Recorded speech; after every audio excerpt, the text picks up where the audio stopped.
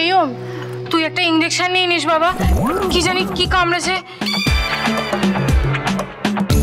ঠিক আছে, তুমি দয়া করে মুখটা বন্ধ রাখো।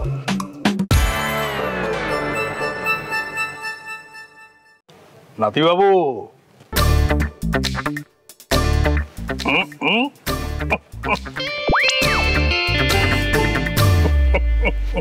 মশাই দাঁড়াও, আমি তোমার জন্য ঘর থেকে ওষুধ নিয়ে আসছি।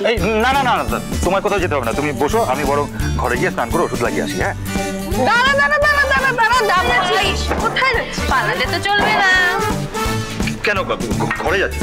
আরে তোর সাথে খুব ইম্পর্টেন্ট একটা কথা আছে, পরে পরে পরে কথা হবে, পরে। তোর কিন্তু নিস্তার নেই না ভাই।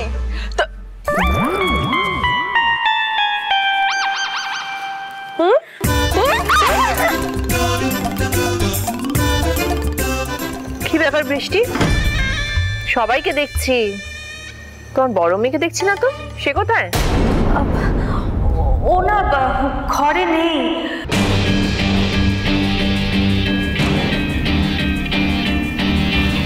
দিদি, টিকলি ঘরে নেই মানে?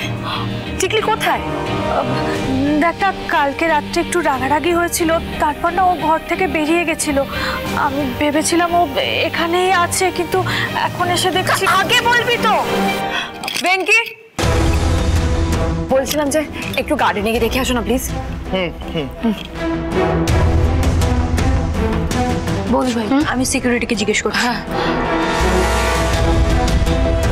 শ্রাবণ মা ডার্লিং, তুমি না আমাকে বলেছিলে একবার, দাদা শিখিয়েছিলে যে উঠতি বয়সে মেয়েদের বন্ধু হতে হয়, গার্ডিয়ান। পারলে নিজের মেয়েকে বন্ধুর মতো বোঝার চেষ্টা করুন। তা আমাকে তো শেখালে, নিজের দিদিকে শেখাতে ভুলে গেছে বুঝি।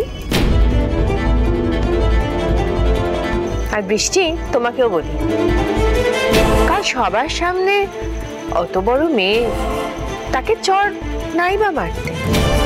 তোমার মতো ঠিক এই ভুলটা আমিও করেছিলাম। কিন্তু মেয়ে অন্যায় করলে তো তাকে শাসন করতেই হবে, তাই না? আমার তো মনে হচ্ছে শাসনের একটু বেশি ওভারডোজ হয়ে গেছে বাইরের লোকেদের সামনে স্পেশালি। তুমি তো দেখছি না ভালো বউ হতে পারলে না ভালো মা।